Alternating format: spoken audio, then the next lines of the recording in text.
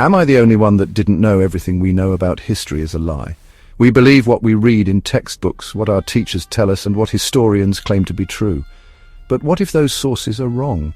What if some of the most widely accepted historical facts are nothing more than elaborate fictions? Take, for example, the Spanish Armada. Everyone knows the story. In 1588, a massive Spanish fleet sailed to England, intent on conquering the island nation. The English, brave and cunning, defeated the mighty Armada, cementing their dominance at sea. This victory is a cornerstone of English history, a symbol of their strength and resilience. But what if I told you that this narrative, repeated for centuries, is fundamentally flawed? What if the Spanish Armada wasn't defeated by English might alone? The truth, as with many historical events, is far more complex and surprising. The defeat of the Spanish Armada, while a significant event, was not the result of English naval superiority. It was, in fact, aided by a force far greater and more unpredictable: the weather. The Spanish Armada is often depicted as an unstoppable force, a behemoth of ships and men that struck fear into the hearts of the English. This image, however, is a gross exaggeration. While large for its time, the Armada was plagued by logistical problems, poor communication, and inadequate supplies. The ships were slow and cumbersome, making them easy targets for the nimbler English vessels. The English, on the other hand, are often portrayed as scrappy underdogs, relying on their wits and courage to overcome a superior enemy. While their ships were indeed faster and more maneuverable, the English were still outnumbered and outgunned.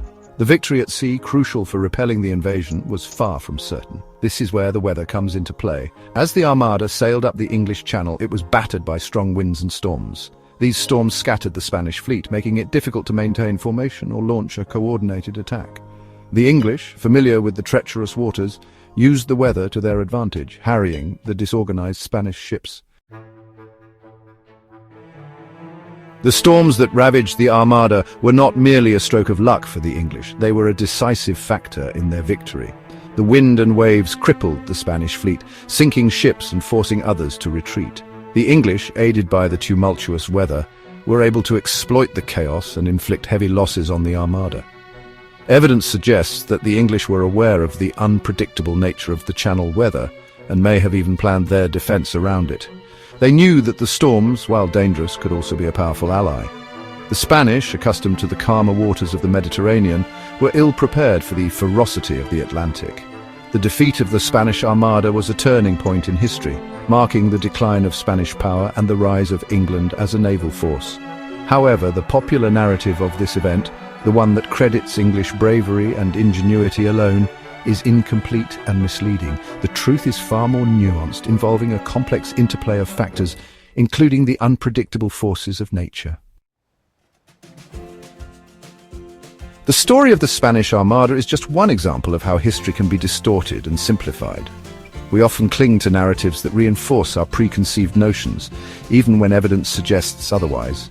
The truth, as we have seen, is often messier and more complex. By acknowledging the role of weather in the defeat of the Spanish Armada, we gain a more accurate understanding of this pivotal historical event. We also learn a valuable lesson about the importance of critical thinking and questioning accepted narratives. History is not a collection of static facts. It is a living, breathing tapestry woven from countless threads, some more visible than others. It is our responsibility to examine these threads, to unravel the myths and uncover the truth, no matter how uncomfortable it may be.